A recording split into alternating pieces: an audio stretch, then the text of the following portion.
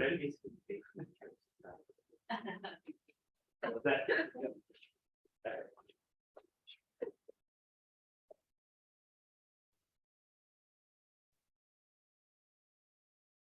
Hello, everyone. Welcome. This is Writers and Books Visiting Author Series. My name is Dan Hurd. I'm the Director of Adult Programs. If you're not familiar with us, we're a a nonprofit literary center. We do readings, workshops, literary programming for people of all ages and backgrounds. You can find more information about us at our website, wab.org. If you're online, you can submit questions through the Q&A function or the chat. We'll have books books available through our bookstore, & Books, either downstairs or online. I'll put the link in the chat. Writers and Books would like to call attention to the complex and troubled history of the lands on which we live and work. We are hosting this event from the unceded ancestral homelands of the Onondaga, or the people of the Great Hill. In English, they are known as the Seneca people, or the Keeper of the Western Door. We're so happy to have Stephen J. West with us tonight. He'll be in conversation with J.R. Fenn. J.R. Fenn's writing has appeared in Boston Review, Diagram, Gulf Coast, Versal, among others. They hold a PhD in English and Comparative Literature from Columbia University and received their MFA from Syracuse University, where they won the Joyce Carol Oates Prize in Fiction. J.R. is a lecturer in English and creative writing at SUNY Geneseo and lives in Rochester with their family. In his debut, Soft Boiled, an investigation of masculinity and the writer's life, Stephen J. West seamlessly weaves together personal experiences, studies of detective thrillers, and critical texts on masculinity to offer an honest and moving journey towards self-discovery.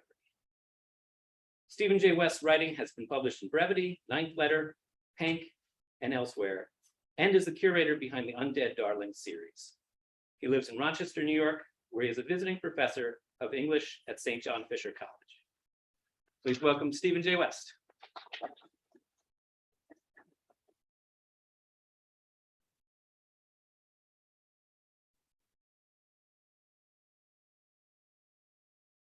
Hello, everyone. Hello, everyone. Thanks for coming, those of you that are here and those of you that are zooming in, thanks for joining.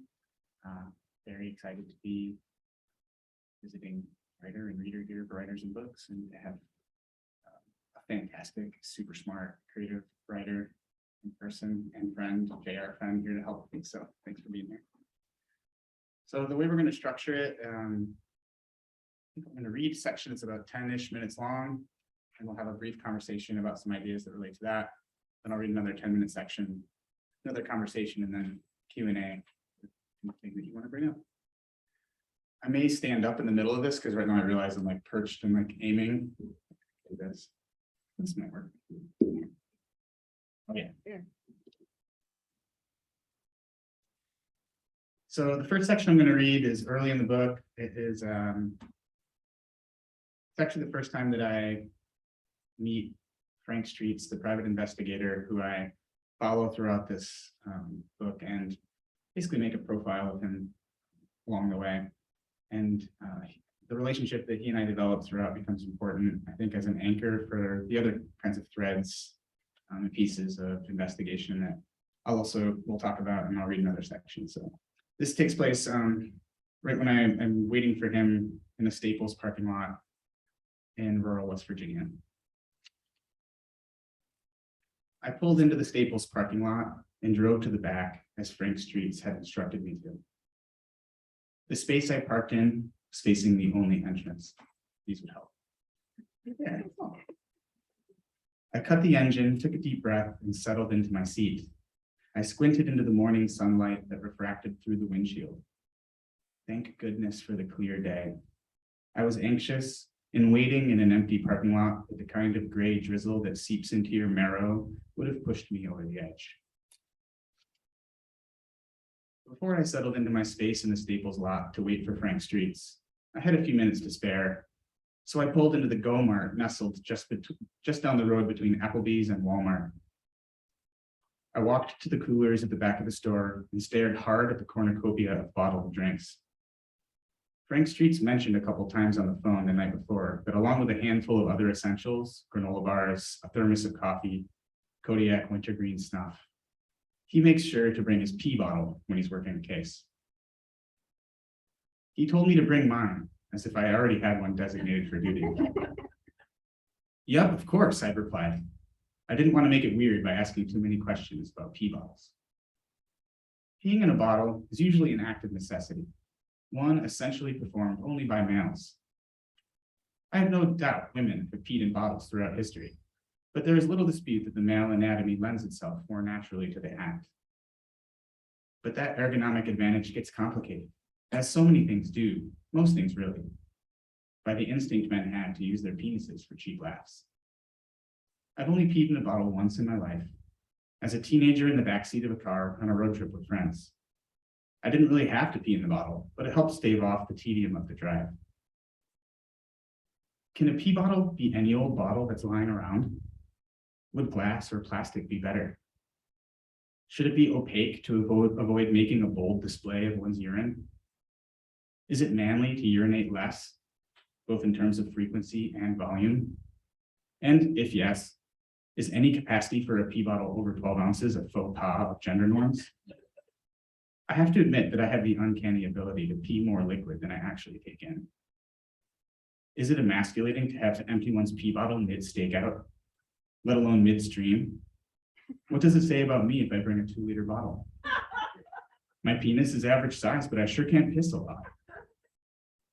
After weighing the merits of various brands and sizes, I settled on Gatorade for my pee bottle. It was simple, really. Functional without the insinuation of self-consciousness. A vessel that can survive a fall, that won't make that crinkling sound when my hand is shaking and I'm battling stage fright in the cab of Frank Street's Durango. I know this is a lot of pee talk to start a reading, but it's fun. I imagined the deep thrum of confidence my pee would evoke as it pounded the inside of the bottle. This is the image I wanted to portray to Frank Streets.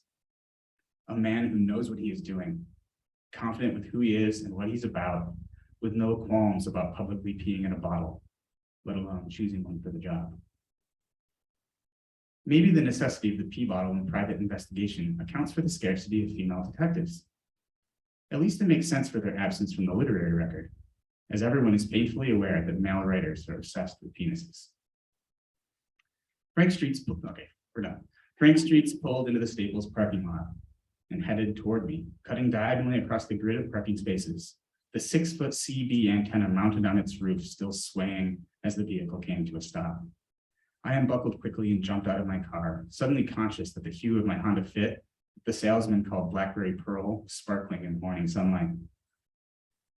Sorry I'm a little late, he said, his thigh-sized arm dangling halfway down the door of his Durango. Oh, I just got here not long ago myself, I lied as Frank Streets clambered out, the truck lurching under his shifting mass. We shook hands and made furtive eye contact. Is it all right if I bring my bag along? I had a few things in my satchel that I wanted to have with me. Peanut butter and jelly sandwich, my camera, an audio recorder, and my freshly emptied pee bottle. Sure, just let me move some stuff around back here. Frank Streets opened the rear passenger door to shift his equipment around on the back seat. He was wearing black cargo fatigues, hiking boots, a short-sleeved plaid button-down shirt, and what looked like a beige fishing vest with every pocket stuffed full. His large silver watch flashed as he shuffled around some duffel bags in the back seat. I noticed his gun peeking out from under the fishing vest, a black pistol holstered to his belt, just behind a gold and silver badge. I expected the gun, but I had no idea what that badge could mean. In my experience, these were items reserved for sheriffs and marshals or for kids playing cops and robbers. It looked real, but I didn't dare lean in to read what it said. I was as close to that gun as I wanted to be. I grabbed my camera, threw my bag in the back seat, climbed up front, and buckled in. We left the shopping center and drove. I had no clue where we were going, and I wasn't about to ask. Frank Streets and I barely talked as I watched him navigate fluidly through uninhabited back roads without a map or a GPS thingy, as he called it. After about 15 minutes, he nodded his head slightly toward his window. There it is, he said as we continued driving at the same speed. There's what? I didn't see anything through his window, just a trailer park spilling into the valley in the distance. The subject's house. Frank Streets pointed again with his chin. There, through the trees. the white house on top of the hill above the trailer park. The house he pointed to was barely visible as we flew by it, but I could make out the one he was referring to, a large white colonial-style home with green shutters and a charcoal-colored Toyota Tacoma parked in front of the garage. Wait, what? Who's the subject? Suspected adulterer, Frank Streets replied out of the side of his mouth. That's his truck there. Looks like he's still home. What I could see of the subject's house was nicer than I had anticipated for a suspected adulterer. At least the suspected adulterer I imagined we were going to watch in rural West Virginia. I expected ramshackle yard clutter. This was suburban split level set back from the street with simple landscaping or paved driveway. In that way, it did stand out among the overgrowth and dirt driveways I'd seen along the drive there, but it wasn't remarkable. As we reached the top of the hill about a quarter mile from the subject's house, Frank Street slowed down and pulled a U-turn into a gravelly wide spot, put the truck in park and turned off the ignition. The sun streamed through the windshield as silence engulfed the cab of the Durango. It was a little after 7 on the kind of brisk morning made for a steaming mug of coffee and a newspaper, maybe even a relaxing drive through the countryside. My seat squeaked awkwardly as I settled in. We had parked near the entrance to the Harmony Valley retirement community and just a few yards from a small church that obstructed most of our view of the trailers that collected like discarded Tic Tacs in the crease of the valley to our right. The sign on the side of the road said Sun Valley Unincorporated. I wasn't sure if that was the name of the town, the church, or the road. We had as much of a view as you can get in this part of West Virginia, where vistas are quickly snuffed out by the overlapping hills that extend in every direction. We couldn't see the subject's house, but we could see the driveway, and that was apparently all we needed. The road was quiet. Only 2 cars had passed us in the first 10 minutes of our stakeout. As I sat watching the driveway, I felt nervous that what we might discover could very well spell the demise of a marriage. We were looking to ruin someone's life, I thought. Many people's lives. If they had kids, and I don't even know their names. Frank Streets let out a large exhale, and I wondered what the pit of his stomach felt like. Most of the cases Frank Streets takes involve events in people's personal lives that are damaging, usually due to infidelity, drugs, stealing, running away, or lying about any number of things. Before he takes a case, he spends time in his office mining into his clients, into the details of their relationships, everything from their daily routines to the last time they slept with their significant other. For the case we were currently working on, the client had even brought Frank Streets a pair of her husband's dirty underwear that she had pinched from the laundry basket. In some ways, being a private investigator is like being a therapist. Both are burdened with a client's desire for resolution to a problem. The main difference between a therapist and a private investigator is that in one context, resolution is pursued inwardly, and in the other is pursued outwardly. The therapist finds resolution by encouraging the client to become the subject of self-investigation, to evaluate what lies within themselves so they can uncover the truth, and in so doing, enable themselves to move forward. While the process of the PI is similarly inspired, it is fundamentally opposed.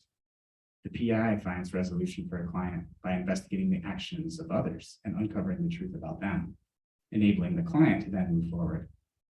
When someone hires a therapist, they become the agent of their own resolution. When someone hires a PI, they grant agency over that resolution to someone else. That is the main difference I can see. That and PIs pack heat. It's a lot of responsibility you have. What you see, what you find out on a job like this affects the foundation of people's lives, the identities they've crafted for themselves, years in the making. Not that it's your responsibility that their relationships are messed up. Either there is a problem or there isn't. It's just that you are kind of responsible in some way if you find something out. That's heavy. I cringed. It is, Frank Streets replied sincerely, as if he'd been thinking the same thing. I widened an eyelid and looked over at him. To have a client come and pour her guts out to you, about everything, it makes me want to catch the subject. I get real mad when I don't. If he's not up to anything, that's fine, but if he is, I want to find out. Frank Streets' desire was tangible. I wanted to catch the subject too, but my desire felt less noble. The faster the subject drove, the better. The more beautiful or bizarre his mistress, the better. If he had a gun and pulled it out screaming, "I'm going to kill everyone," the better. If a karate fight between Frank Streets and the subject broke out, the better. And if I was somehow able to overcome my debilitating fear to subdue the subject with a crane kick, disarming him and pointing the gun in his face with a manly growl that dared him to go ahead and try me, the best. I wanted so badly to have a day worth writing about with Frank Streets that it revealed what was incomplete about my analogy of therapy and investigation. I had excluded myself. If a therapist, a PI, and a writer were all working the same case, the writer would be the one selfishly looking for a punchline, while the other two got down to problem solving. I was out there with Frank Streets to find something to write about because I wanted something to write about. I could feel Rilke's eyes roll across space and time. Go into yourself, he'd say after biting his lip for a bit. Search for the reason that bids you write. Find out whether it is spreading out its roots in the deepest places of your heart. Acknowledge to yourself whether you would have to die if it would deny you to write. I slumped in the cab of the Durango with no subject in sight and nowhere to go. Fulfilling my desire to make art worth dying for felt as likely as finding a needle in a haystack. I wasn't a writer, and I certainly wasn't special. I was just another guy sitting in a truck in West Virginia.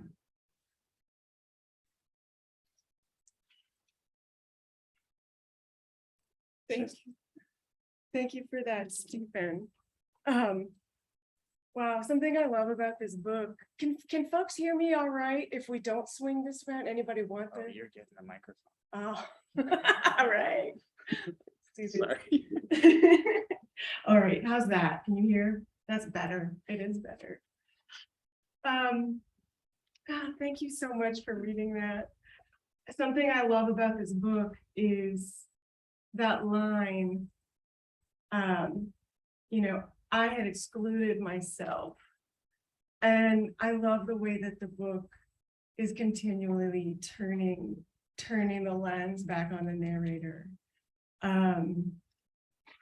So I wanted to think about this section a little bit with you in terms of the way you're writing about masculinity, but also the way masculinity intersects with anxiety and vulnerability. So I think a lot about the way that binary gender identities or other kinds of identities do a lot of damage in the world. And I love the way you're always paying attention to the way that gender is constructed from moment to moment. And you talk about Judith Butler, who teaches us so much about gender performativity.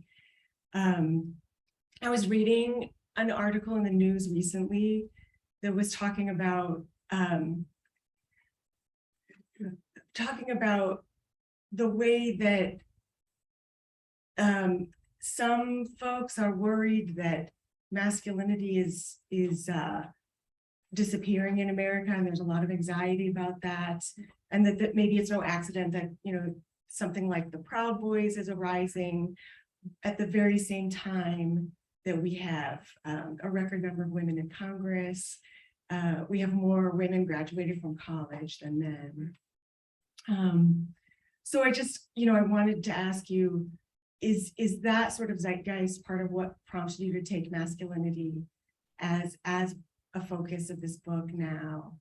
And the one other thing I wanted to ask, and I don't want to spoil the end of the book for anybody who hasn't read to the end, but this book works itself to an exquisite level of vulnerability for its narrator. It was so moving.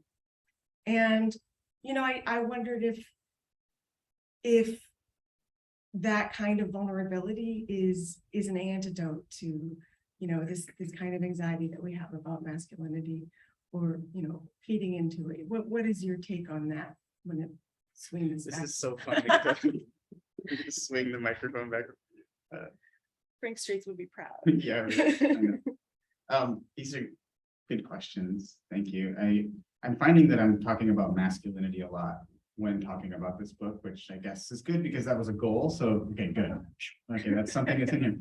In terms of the zeitgeist, yeah, I think so, right? I mean, I think toxic masculinity is this phrase that everyone in this room has heard, probably heard a lot.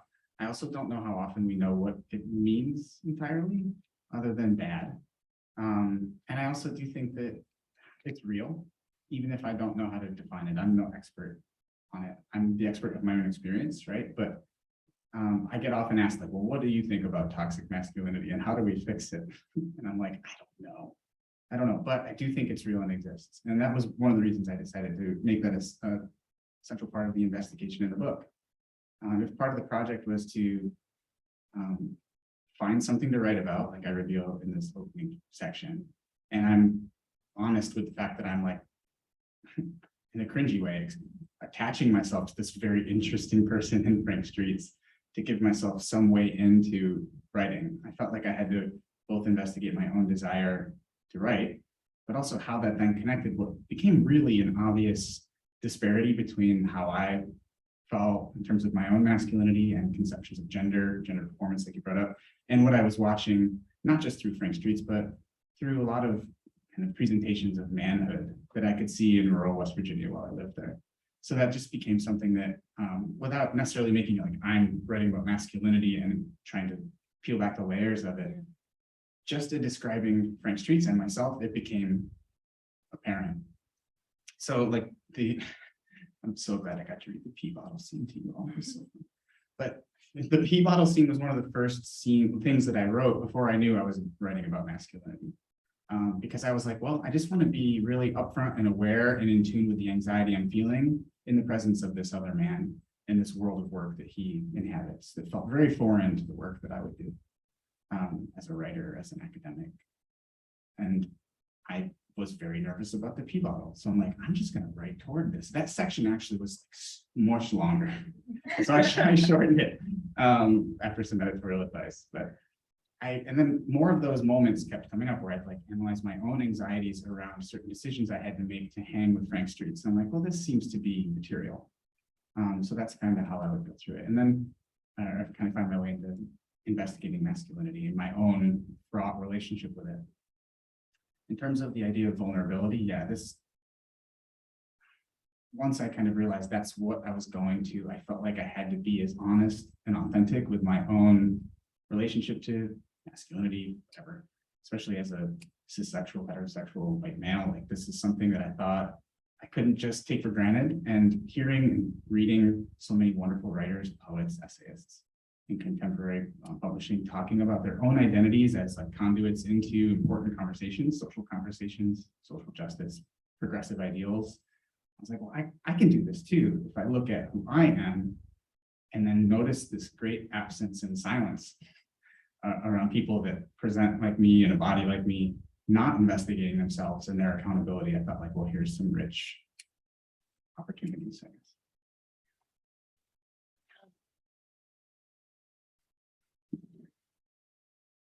It's my favorite thing.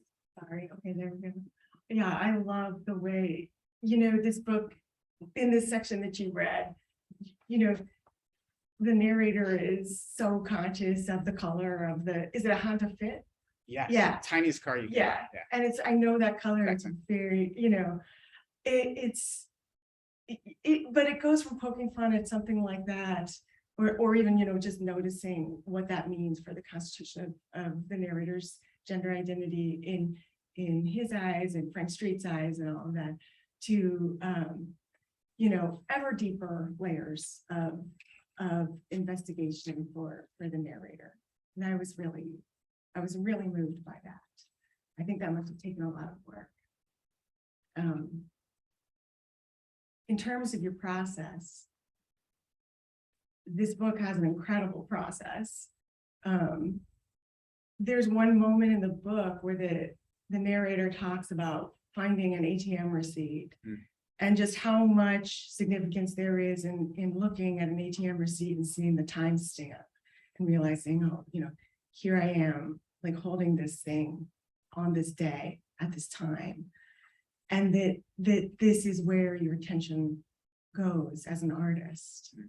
And I was thinking about the way the book refers to collecting all of these pieces related to this investigation, all the transcripts with Frank Street, all the notes, all the ephemera. And there's a reference at one part of the book to like overstuffed folders on the computer, but also sort of, physical folders as well. So you amassed a real archive in following him and investigating what it is to be writing and what it is to be, following people to find things out about their lives. And the other incredible thread in this book is this gorgeous writing about the detective story. And I have, one of my vices is I just love detective stories. I don't know if anyone knows, but Dashiell Hammett wrote, he wrote graphic narratives. So I have been looking at some of these, and in one of the panels of a graphic narrative, you'll have the detective sort of like holding up this radiant object. And it's like, the panel is black and the object is radiating out with light. And there's this sense that like, if you can just follow the clue of, follow this trail of objects, you will unlock the truth, like the meaning of things. And yeah, that reminded me of what you were doing with the ATM receipt and all of this, this amassing of materials in the search for meaning in the book. So I wanted to just ask you, first of all, what was it like to have such a large archive and then shape it into such, it is such a tightly patterned book. Every section that ends on a cliffhanger. So, I'm like reading, and I just have to turn the page. So, it's the patterning is incredible. So how did you turn that mass into such a tight pattern? And then also, why do you think that you are more interested in sort of conceptual art or more process-oriented art? Because you do make that part of the focus of the book. Thanks for that question. So the next section I'll read in a moment. I'll try to answer this like quickly, which is hard, but the next section, I think the ATM receipt is in that section. Yeah. Okay, good. So yeah, I mean, this is a pretty self-conscious book, not just in terms of my self-investigation, but also in terms of form. Yeah. It's very self-aware of itself being a book trying to be written, which is a little weird for some people, but that's because it was legitimately how I tried to make sense of these narratives as they were kind of coming to me. It all started with just, hey, can I follow you on some of your cases, Frank Streets? And I just literally documented everything. So I had no idea what I was looking for. So this is where that like physical archive came with photographs, notes, transcripts. I'd like record everything, transcribe everything. And then I'm just trying to find patterns within it that yielded some kind of meaning or movement forward, actually, initially, until Frank Streets gets embroiled in some corrupt things about halfway through the book. That's when I'm like, aha, right? This is what this story is supposed to do. That gave me a kind of inertia that moved me forward there. But in terms of conceptual art, I don't know, I'm just fascinated by process. And I think this might have to do with my training in creative nonfiction and the way that we were taught to consider subjectivity in terms of personal truth. And I couldn't help but just get suspicious, maybe it's a part of my nature, but of how much we get rid of to find the narratives that we use to define ourselves.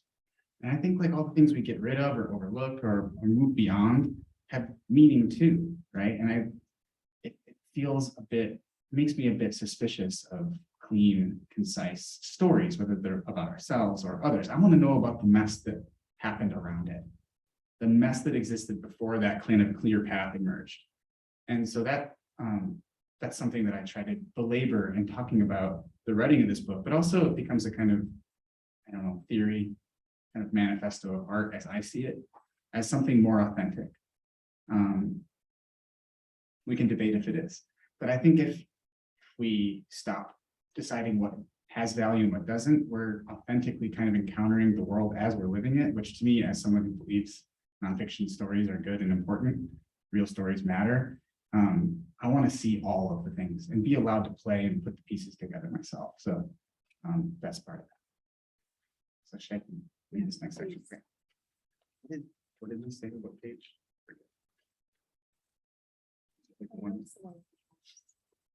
I should have brought my reading list. They're so good. I love reading lists. 106, yeah. Okay, so you mentioned that I also am like studying detective stories in this first section I'll read kind of refers to some of that thread, and then moves into a little bit of art theory.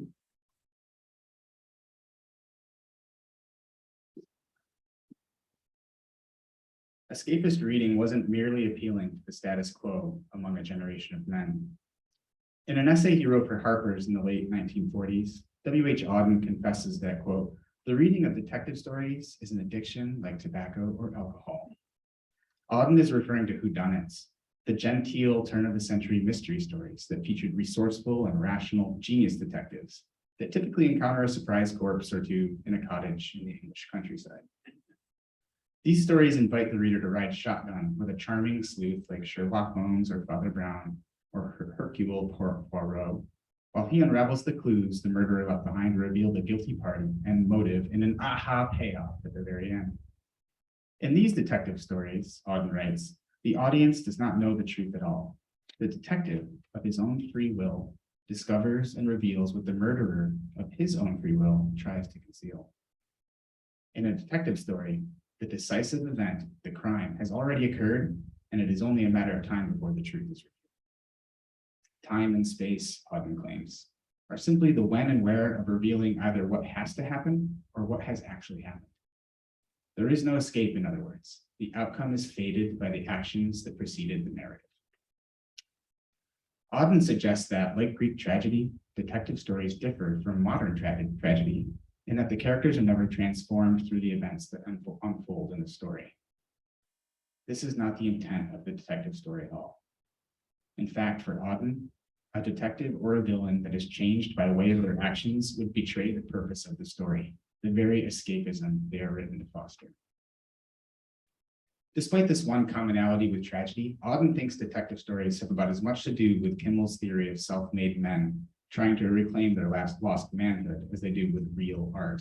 So there are many sections where I talk about Michael Kimmel and this theory of like self-made men. So obviously it's a little bit missing here, but that's what I'm referring to. The identification of fantasy is always an attempt to avoid one's own suffering, Auden concludes. The identification of art is a compelled sharing in the suffering of another. But Auden does make a concession. It is possible, however, he offers, that an analysis of the detective story, i.e., of the kind of detective story I enjoy, may throw light not only on its magical function, but also, by contrast, on the function of art. I should probably give some context. So also early, like we've moved to like halfway through this. There's a long kind of section about some health traumas that my spouse endured while we were in Morgantown in West Virginia. She lost vision in one of her eyes. And that was something we were dealing with while I was also trying to like be a writer following Frank Street. So it's like kind of an interesting contrast between like real issues, real responsibilities, and this like lark I was on at that point. So that's what I'll refer to here. While I was feeling terrified about Kay's loss of vision and nervous as hell about my ability to commit to the level of care Elle needed, we also had a kid at the same time, Elle. I experienced writer's block. But it wasn't just writer's block, it was full-on artist's block. I couldn't create anything. Even when I wasn't writing in the past, I always spent time taking photographs, making collages, wiring bonsai trees. I even count arranging the bulbs in our front landscaping so flowers bloom in every season as creative work. But my creativity had been leveled by the tidal wave of responsibility-altering changes that defined my life in West Virginia. Kay was aware of the malaise I was experiencing in my creativity, and she wanted to remind me that I would be the same person I had always been, still the kid who went to college to study visual art. That version of me felt like a stranger now, that I was encumbered with a spouse and a baby and a dog and a job and a house payment. The identity I'd forged prior to being a husband and a father didn't fit me anymore. I needed to change my perspective and remake myself, but I needed help to do it. Kay bought me a wall-sized blank canvas for my birthday to inspire me. It was a thoughtful metaphor, but it still left me with a practical problem. What do I do with it? Buy a beret and a palette and paint a landscape? Paint it a field of blue and title it Blue. Hang it in Elle's nursery. I lugged the canvas to our attic and leaned it against the wall in my art corner, where I kept all the boxes of my art supplies, piles of portfolios filled with work from art school, and a bricolage of artful objects, computer motherboards, antique wrenches, broken cameras. I occasionally gathered in fits of inspiration for projects I never started. The canvas, enormous and blank, beautiful but dangerous. And I have never been much of a painter. My approach to art has always skewed conceptual. I view life in all its devastating amazingness as performance art, especially the everyday experiences that we don't assign much value to. Those moments when we just do and don't think, buying gas or coffee, walking or driving to work, sleeping or eating. I can't stop documenting those experiences, filling folders with grocery receipts and clothing tags, for sale stickers and complimentary bookmarks born of mundane encounters with the material world. I can have a transcendent moment looking at the timestamp on an ATM receipt. I mean, what the fuck? To be alive and withdrawing money and not thinking anything of it. It all matters so much. The life we overlook as we are living it and the traces we leave that prove it. Sometimes I think a key to empathy lies there, no matter how different we think we are. It makes my heart bulge, and I recognize that young man from art school has left his trace within me. The closest I ever came to making art out of ATM receipts was when I lobbied my college friends for months that we should drop out of school, move to New York City, and buy a house. We could make the exterior and interior walls glass, and when it was finished, we would just live in it. That was it. That was the plan. I wanted to invite people into our home like it was an art museum, or like a live-action anthropological exhibit. It would be free, donations encouraged, but not required. And people could walk through our house whenever they wanted. The whole space would be open for their perusal and investigation, like a real-world version of The Sims, or like a next-level version of MTV's Real World. 7 strangers pick to live in a house, but the camera never stops rolling, the tape is never edited, and I would always be on display and observable at all times in all of my mundane glory. Our art house would be like Warhol's factory, only the opposite. It would not be exclusive. It would just be a normal house where you might stop by and catch me 2 bottles of wine in and roaring about radical politics or space-time theory, or in my robe making breakfast and listening to a scratchy classical record, or playing video games, or snoring. But the point was, I would always be there. All of us would be there with nothing left to hide. I imagined that people would be intrigued at first, then probably ignore us for a long stretch of time. But at some point, our art house would become important because we had never left, never hung curtains, even when everyone stopped looking and forgot about us. And that's when we would have made it. I still think it would have worked, especially by now. We'd be over a decade in, just still living like always, open and available. My friends obviously didn't go for it, and I was too chicken shit to build a glass house in New York by myself. Not to mention I had no money or connections. Not to mention my enrollment as an art major in my hometown college inaugurated my failure to live the artist's life, choosing it over a scholarship offer to study art at Pratt, my best chance at the big lights and big stage at the Big Apple, because I was intimidated and afraid. Not to mention, I was 18 and didn't want to move so far away from my family, or that I had a girlfriend who was a year behind me in high school and was already making concessions for the people who supported me emotionally, already knowing I needed them more than I wanted to believe. I dropped out of college after a year and a half. I was too immature at 19 to be making choices about my life and living on my own, and I got into drugs and drinking as a way to rationalize the failure I could see awaiting me in the future, as I had no practical career in mind, and my loans were already mounting. I couldn't see how to become the kind of artist I wanted to be without someone's help.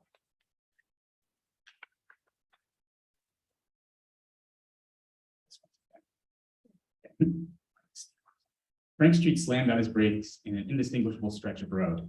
He took a quick right onto a single-lane dirt street pocked with deep holes that wound steeply uphill. When we crested the hill, there was a sagging, trailer-sized house perched above us on our left, and a severe concrete staircase leading up to its rickety deck. "That place doesn't look like it's standing too well," I said, and chuckled uncomfortably. "Doesn't look like there could be anyone there," Jim added breathfully. Jim was one of Frank's sidekicks. This is a different case we're working. Holy Toledo.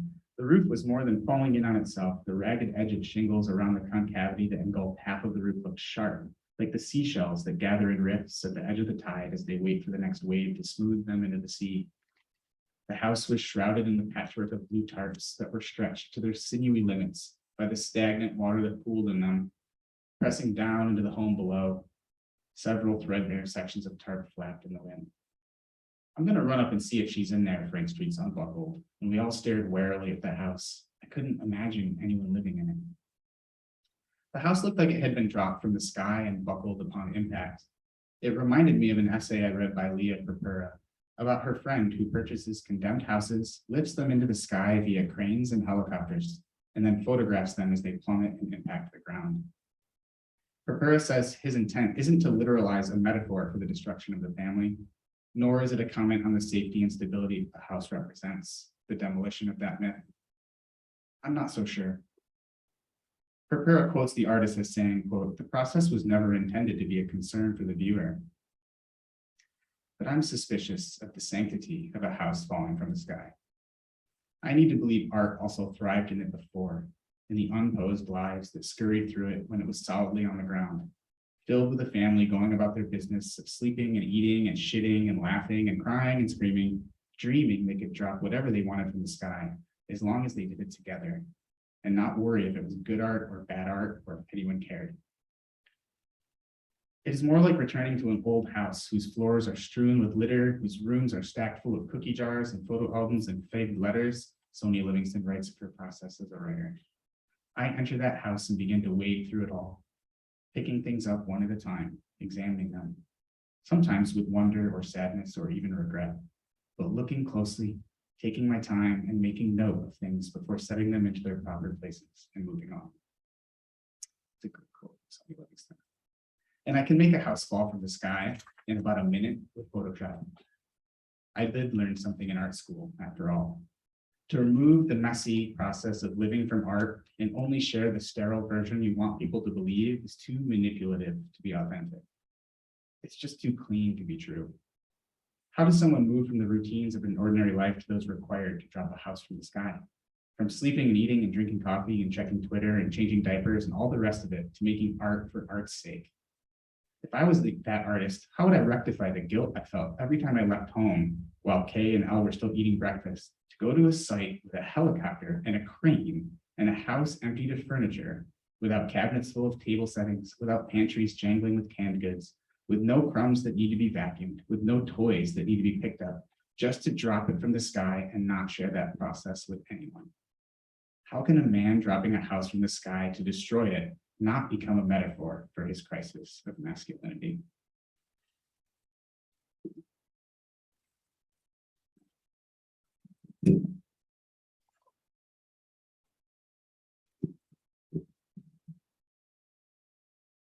Well,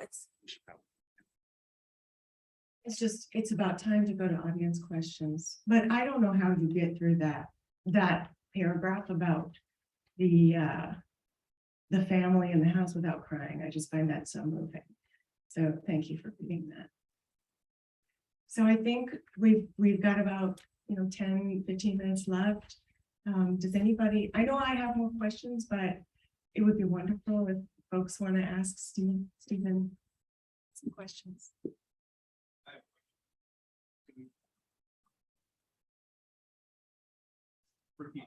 Oh, yeah, Oh, good idea. You want me to- So, I think that.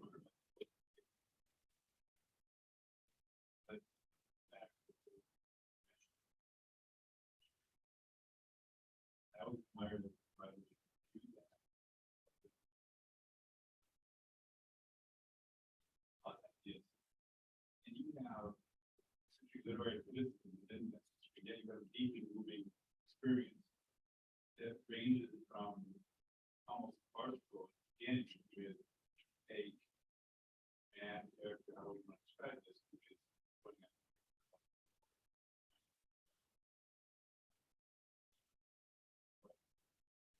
Towards the end, of course, we have a very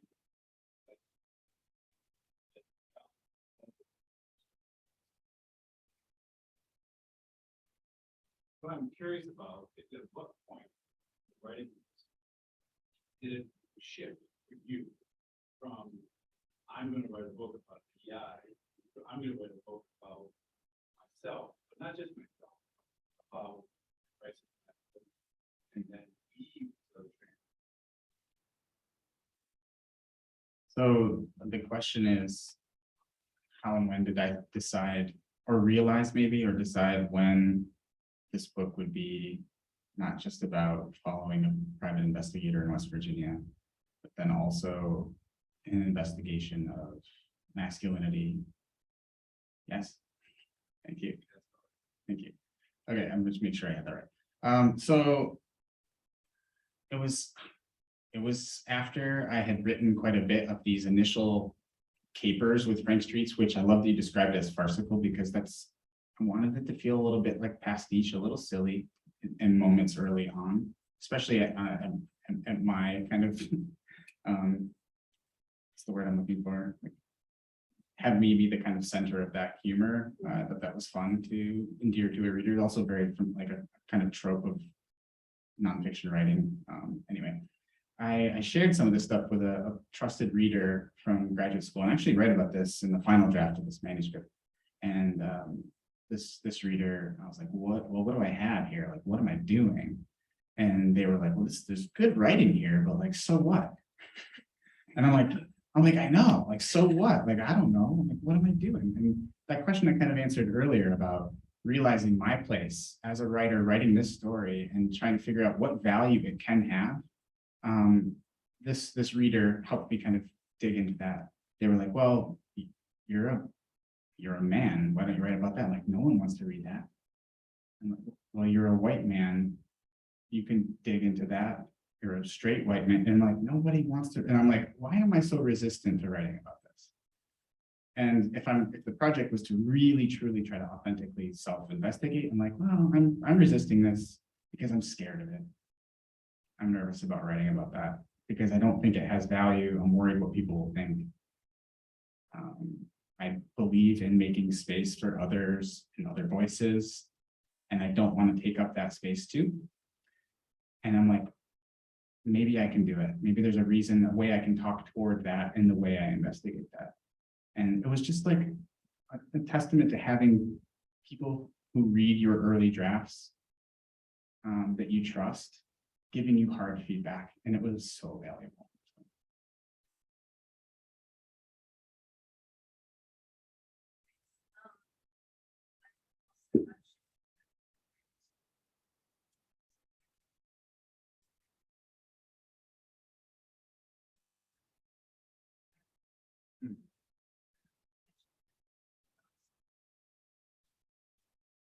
Were there a lot of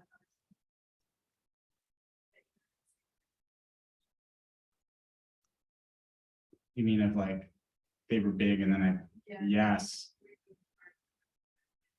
Oh, for sure. Especially early on when I didn't know where I was headed with it, I just would go and go and go. And I don't know, I was just trying to hopefully find my way towards something. And like, that was it was a practice that I believed in though. It wasn't that I was just like panic writing. I'm like, this is my practice. Like I'll write toward, just kind of follow it and meander. And then once I kind of like, this is what this section's about, then I can kind of pare it down and try to distill it. Make it more readable, I guess. Yeah. Yeah, and I think like an interesting, I'm sorry, I forgot to repeat the question, but the context for the question was moving from academic writing to more ethnographic writing, is that right? Yeah, okay. I think don't leave it all behind. Do a little bit of both, see what happens. Like, I think hybridity is really important. I think it is a more authentic way to pursue stories and develop stories. And I know that that's something that is, we had questions prepared for that. Do you want to say something about hybridity? Like, you have so many smart things to say about its value as a fiction writer too. Yeah, I was just thinking about the fact that I'm really drawn to hybrid work. I listen to great courses. You all like great courses on Audible. 12, 14 hours of like really interesting stuff. And I listened to one about science fiction, and Gary Wolfe said like the future of science fiction is hybridity, mixing genres. And I just, I think too about what Bakhtin says about the novel, which is that it has to gather everything within it. So it has to be heterogeneous. But I think that's what you're doing in this book, is you're gathering the critical thread, the personal thread, all the research, all of these things are coming together. I think about it, I think it's a searching form. You have to search for meaning within the form. But I was wondering, tagging on that question, do you want to talk about where some of that unused material went? Yeah. So I'm not kidding. I'm like an obsessive compiler and documentarian like process. And so because I had spent so much work in this book, just kind of finding my way to what the book would be before I could really tighten the screws down, there are tons of passages, including like entire interviews I did with other private investigators in West Virginia that don't even make it into the final draft. And not that I'm like precious about it. I think it's like, oh, it's so good. I just think it's interesting. Like there's a person, a human that I met and talked with and then narrativized it that got cut from a book, right? And like we had a great conversation, like connected about things. Like we talked about Frank Streets, we talked about like all these different, like, I don't know, like a human with a life. And I've always been like kind of heartbroken about those elements that had to get removed for the necessity that an editorial process places on something consumable. I know, like I'm kind of can be a fan of art that's like almost impossible to consume, but I realize no one would read that art. So my editor suggested I get rid of some sections, and I'm trying to create little zines, like little extra bits that can kind of reveal those parts. And it's really fun because it gives the book another life for me, that makes it feel more authentic, because I can still find ways to share those parts that have been like, just kind of removed. And this is just like a little zine that I made that has one of those interviews with a private eye named Tarango.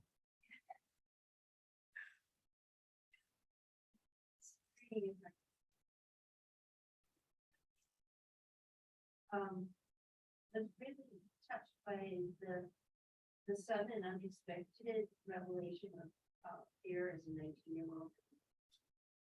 Failing in school, and really fear was centered about that. And it made me think about this whole idea of the book as a journey, and how there's all this exterior stuff. And it seems to me that somehow that you have to do all of that to get to the place where you reveal your own suffering. And then that was legitimate. So I found that because I think the basis human is that everybody does suffer regardless. But here it reminded me of that bit of writing a little bit about Jim. It's a very big compliment. But just the way in which he approached himself, and also Dora's eyes. So I mean, I'm going to read your book, but I did want to comment on that, where it did seem absolutely unexpected in the utterly seamless, and I loved the vulnerability. It's not a question, it's a comment. Thank you. But please respond. Another point of obsession or analysis in the book is my awareness of attaching myself to another real live human in Frank Streets as a way to kind of get at art and dig into myself. And I think that really became one of the more exciting topics in the book for me to consider, because I mean, what responsibility do we have to others when we make art? Who owns whose story? Like this became a real kind of site of anxiety that I play out in the narrative too. Like, this is a real person that I'm exploiting, right? Also your own self. Exactly, and I think that's what inspired me. Inspired sounds so stupid.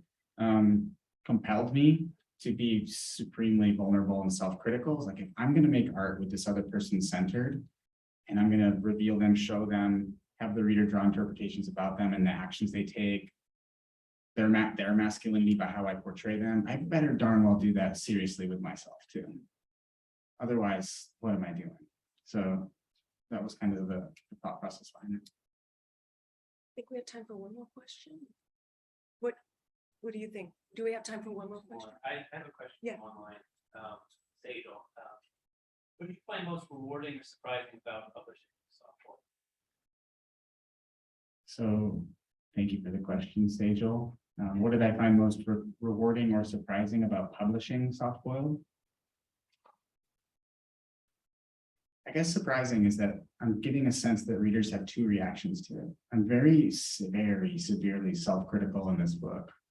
And there are readers that are like, are you okay? And I'm like, yeah, I'm okay. This is like a part of me that I'm using as a kind of device in the book, right? It's true, it's truly a part of me, but it's just a part of me, right? It would be impossible to try to represent my entire complexity in a work of art. But for the project here, that was the part I really wanted to play out and examine. And that's where the readers like, get it.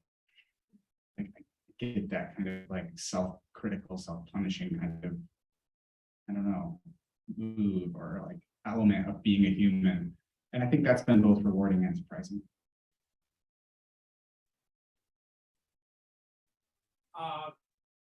Yes, first exposure, I think, that's like,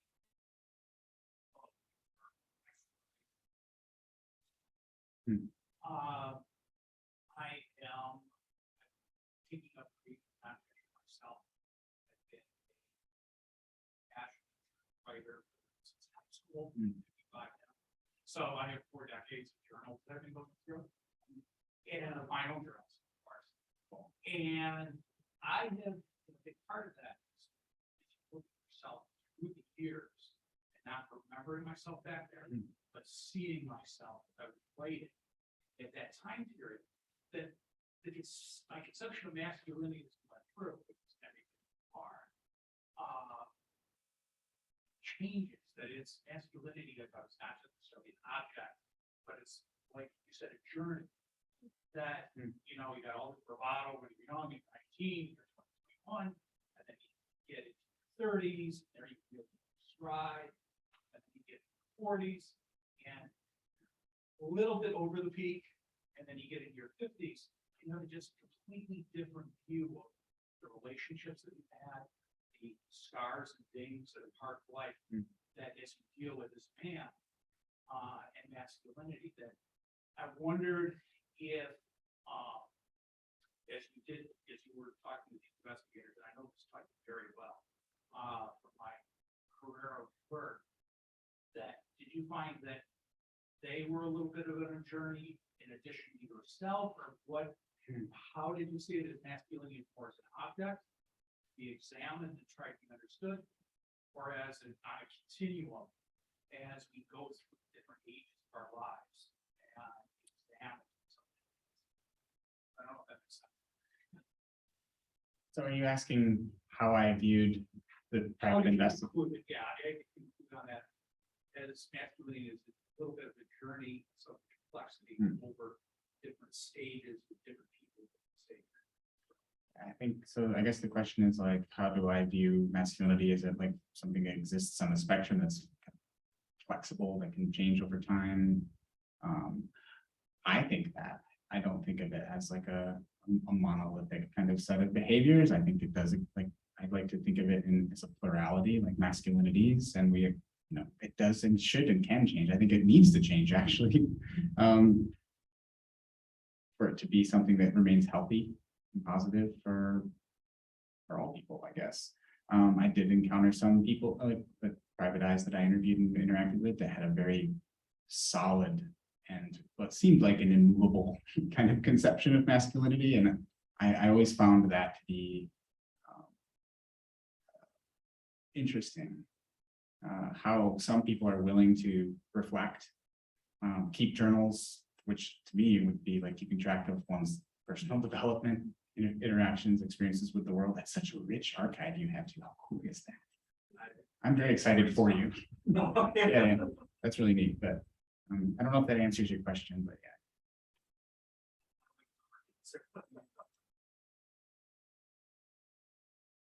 Thank you, everyone, and thank you, Stephen.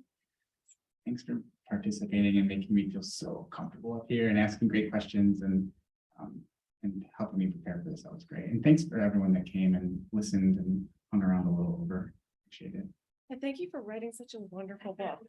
Thank you.